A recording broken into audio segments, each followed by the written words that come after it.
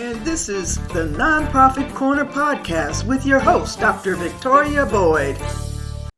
And welcome, Doctor. This is Dr. Victoria Boyd with the Nonprofit Corner Podcast, and it is my great pleasure to welcome today Mr. Jamar J. Haleem Washington. You want me to call you Jamar, J. Haleem? Jamar is fine. Jamar is fine. All right. So I am just meeting you, and so as a listener myself, I really want to hear a little bit about your background and how you got to be involved with the nonprofit that you're doing right now. You got an interesting past, but you actually have a nonprofit. You Won't Starve. Is that? I Won't Starve. I Won't Starve. Okay, some here. I Won't Starve Academy. Okay, I Won't Starve, and we'll talk about that in a minute. But just give us a little bit of your background, because anybody who's in the nonprofit sector is willing to give. Yes, definitely. Well, thank you so much for the opportunity to be on your show and on your platform. My name is Jamar J. Haleem Washington. J. Haleem is just an abbreviation of my first name and my middle name. And I'm from Newark, New Jersey, born and raised in what we like to call the crack era. And so I felt all of that. I've been through everything that you can think of in that space, lost friends, my family members, were strung out, including my own mother. And so, went through that whole situation, stumbled my way through high school as what you would call a juvenile delinquent, made it to college and became a felon at that time, as soon as I got to college. And so I spent my whole college career fighting, not going to prison. I ended up graduating college on the dean's list, but I couldn't get a job because I was a felon. And so I was pushed violently into entrepreneurship. I had already been playing with it, but I had no other choice at that point because I wasn't going to give up. And so, again, back to the stumbling, through entrepreneurship, because it's not an easy thing to do. Finally found my way a little bit with a commercial cleaning business. I was living in the DC area at the time when the economy went crazy in Obama time. So, I had just got married, just had my first child.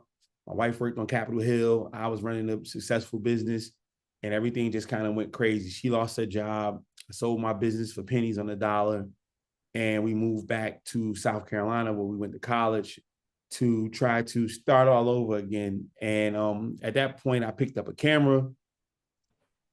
I already had it. I was taking pictures of my daughter, and I was doing a little media stuff, but I didn't want to be a photographer. But, I sold my camera because I needed some money, and my pastor at the time gave it back to me and said that God told him to tell me I should use this camera. And I went and became an amazing photographer. I call myself that because I won a bunch. If you can't call yourself amazing, who will? I'm wonderful. Yeah, I won a bunch of awards being a photographer, and I made a bunch of money. I was working an $8 an hour job as a felon when I decided to become a photographer. And a year later, I left that job. And that's when I created my mantra, I won't starve, because people who knew us closely knew that we were having a hard time anyway. And they're like, why would you leave the job? You're crazy. But I just kept, that mantra saying, I won't starve, I won't starve. And then, it just became my clarion call, And so years later, I'm earning six figures as a photographer. I'm moved my business from just being a photographer to a full-fledged media company. And I started helping out other individuals that look like myself. And that's where I Won't Starve, the company, was founded. I Won't Starve LLC. But I started partnering with the government, local government, all the way up to federal government, banks, schools. And they were the ones who told me that it would be better for them if I became a 501c3. And so I went ahead and did that. But I continued my same business prowess with the 501c3 and working with, at first we started helping out minority business owners with getting government contracts and getting into the government space. And then now we're at a space where we're teaching minority young men about business and entrepreneurship and career development. Okay. So is that the I Won't Starve Academy? Is that yes, I Won't Starve Academy. But it started off because I was doing a lot of work in the government space. And we started helping out other women and minority-owned businesses get that skin in that same space. Again, I just thought it was going to be another company, but they educated me. I had some good people to educate me and say, hey, you'll be able to get Absolutely. more help if you become a 501c3. And we did that. And they Yeah. were And education is so important in so many different levels. It's like the Philanthropreneur Foundation, which is my organization. Our mission is education, awareness, and resources. And so that's the foundation of what we do for the nonprofit sector. So you're helping both businesses, nonprofits, and everything with your academy. So we're sort of in alignment here as to what we're doing. You know, we're giving back and helping other people grow. And I like that you have integrated entrepreneurship and the nonprofit sector, because I don't like to use the term nonprofit. You're a for-purpose business. Oh, I like that.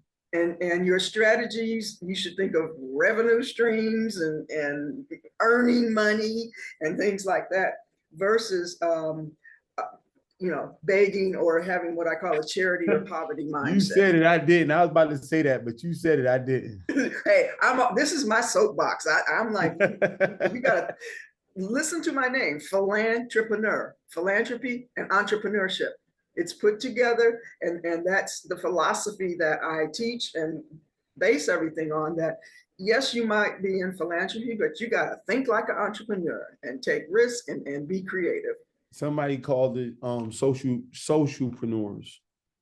Okay, yeah, there's social enterprise and socialpreneurs and things like that. Yeah, and all of that comes under the umbrella of social impact. And if I can be honest, I didn't like it. My wife always was trying to push me to get a nonprofit because that was always where her careers was in the nonprofit space. And you can be a nonprofit. All I saw was people begging. And I know. Said, I'm not gonna do that. That's that charity mindset. That then get into the beg mode instead of looking at what benefits can we bring you to help you. And that's why I love your topic that we're going to talk about in a second. But we're going to take a real quick break, and we're going to be back in just 1 second. Nonprofits, your website is your most important asset. Make sure you have what you need. Visit GAG websites at .now.site. Okay, we are back with the Nonprofit Corner podcast. Dr. Victoria Boyd here, your host, and my special guest, Mr. Jamar Washington of the I Won't Starve Academy. But he has a great take, and I love it because I've talked about partnerships. I used to teach a fundraising, social responsibility and responsible fundraising course, and I talked about partnerships. And partnerships, many nonprofits don't understand them or how to really utilize them. So let's talk about partnerships. Nonprofits are businesses. You wrote that in what you submitted here. Totally agree. Totally. Like I said, for-purpose business. And you need to create strategic partnerships. And I'm going to hit in on those two words, strategic partnerships, because both of those have a really significant meaning. So you got partnerships are not a marriage. How do you want to? Well, again, it's when you think about partnership and how I train and how we train is that partnership is to get something done. It's not a marriage, So one of the biggest businesses, for-profit businesses that does that is like the real estate business. I might be an investor, you might be an investor. We see a deal. I might can't afford it, or it might not be good business for me to put up 200,000. Might be just fine for me to put up 100,000. I might get you to put up 100,000. We get this deal done and we move on. We don't have to be together, for the next deal and the deal after that. But it's that partnership is about getting something done. And that's where the strategic portion comes in at. Yep. You got to have those people that you can go ahead and call when you want to get something done. And nonprofits need this more than anybody, I feel, because you're not really partnering with somebody for long term, but when you guys are having this particular initiative, you have your partners, but those partners might change. Think about the city or county. They change, somebody retire, move, executive director is no longer there, they bring in their own partnerships. So Right. you may have to bring in another organization to do it, but you just, the partnership needs to be what it is. The people who fill that void can change. Yeah. So, Let's talk about that word strategic again, because, and you said some really key points there. Nonprofits need to think strategically. I have that scattered throughout my training everywhere. I use a chess set, in fact. And when they're thinking of partnerships, it's not about them. And you were talking about they keep coming and begging. That's all we need. It's what's in it for them, the with them, what's in it for them. You have to make a list of how you as an organization will benefit them so that they see the value in who you are. And as long as you understand what you have of value to give, it's not about getting, what you have of value to give, more people, you will attract a whole lot more people, companies, government, whatever it is that you might need. If they see that you have something of value to give, then it is going to be more valuable. Yeah, how I got started in the space, again, I was shooting as a photographer, then we morphed into a media company where we would film, shoot, do all this stuff for the government. And the local government, one of the guys said, we're going to lose some funding because their supply diversity issues, their quotas weren't being met at the time. And I said, okay, well, I have a background in promotion, so I can put some minority contractors in the room for you guys. So I did that, brought them in, and I said I wanted a school and I got a bank, and I got all of them in a room for free. They didn't give me any money at first. I paid for the room, got everybody there, did everything. And the guy said, you did all my work in one Saturday for the rest of the year. So he said, how can we help you guys now? Right. And so once they started giving me money, then it started saying, the same guy came like a year later, said, listen, you guys start thinking about being a 501c3. He said, it's easier for us to give you money if you have a 501c3. Okay, not being hard-headed, what do I need to do that? Yeah. And then started going ahead on about doing so. And so with that, it led from that same bank that we brought the first time, they started giving us money. The school, my biggest event was about 3,000 people, and they gave us their auditorium to use. Okay. For free. You know what I'm saying? So like, it was because I put out first and I was providing a service and I was closing deals for them. Those people went to that school to get certifications and things of that nature. Those people signed up to get bank accounts with that particular bank. So I'm making them money through this nonprofit. You're right. So it's about exposure. And even when nonprofits are putting together these sponsorship, they're not calling it partnerships. I have so many issues, but their sponsorship, they keep talking about what they need and what they have and what, instead of talking about, well, we reach this many people. And just like you were just saying, you were able to help them reach these people or their ideal or target audience that then turned into profits for them. Yeah, you solving problems. And that's the thing, like your nonprofit has to solve a problem. Your business has to solve a problem. And me being a full-time business coach and running a consulting firm, I tell people all the time, like, are you starting a business because you don't want to go to the big bad job? Or, or what problem are you solving? What is it that people need?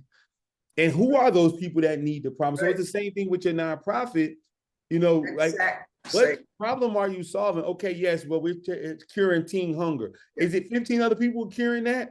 So move out and do something else. But nobody was targeting that space where I was at the time with supply diversity, which is a big deal. And now I've been all over the country and seeing I was in South Carolina. I go to Long Beach and they're like, hold up, yeah, we have supply diversity issues on the water or getting ports and things of that nature. Like, this is a big deal. So I was in a space where everybody wasn't running to. Yeah.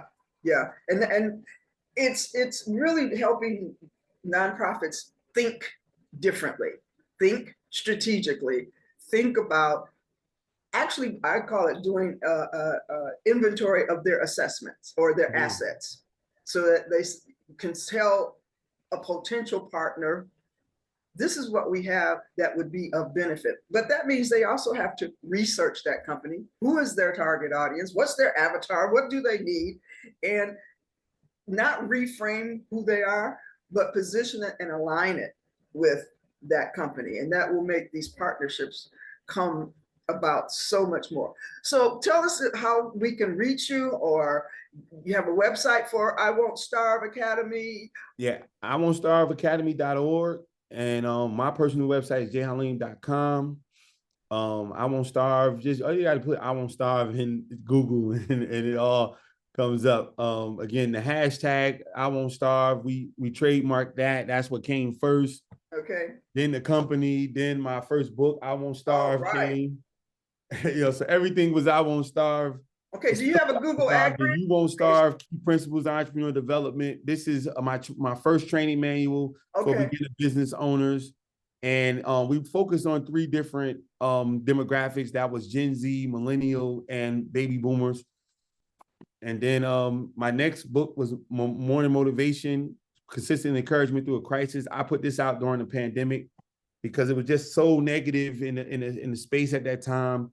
And I was letting everybody know that, that's not our first crisis, and it's definitely not going to be our last. And you look at now, you see we're in multiple crises now. So you still have to find a way to stay consistently motivated. And my last baby was Business Corner, what's really needed to survive the entrepreneurial fight. I'm gonna have to grab all of those. But like I said, I'm gonna put links to all of those books on our website, where we have a whole resource of books and things that our guests have make available. Your website will be on the podcast. We are broadcast on YouTube, on Spotify, Amazon, Apple, Google, all of those platforms we reach out and get to. So you're going to get some exposure. Talking about exposure, I threw it in there a couple minutes ago. Do you use your Google ad grant?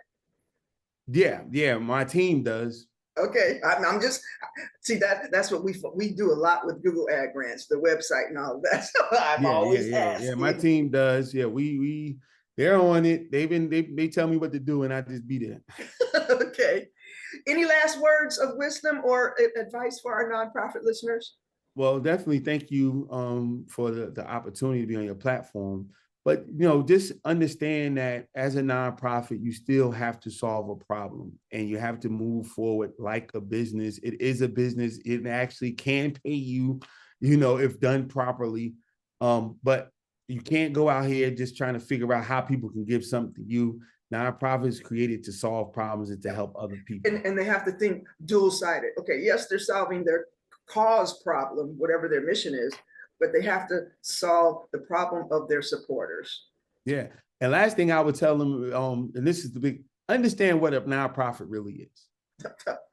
Like you have to do a whole podcast on, do you even know what a nonprofit? Yeah, because some people are not trying to make business. Let's stuff like some people are using it as a tool, they don't find it. Like, it's so many things that you got to learn. And I didn't know. Yeah. And I was so hard-headed about it, but I'm glad I did take that step. Okay. It has been a true pleasure. I hope you keep me in your circle of By all means. Thank you so much. Absolutely. This has been Dr. Victoria Boyd and the Nonprofit Corner podcast, and you will see us next time. Find J. Haleem's books and other books for entrepreneurship and nonprofits at nonprofitcorner.now.site/books.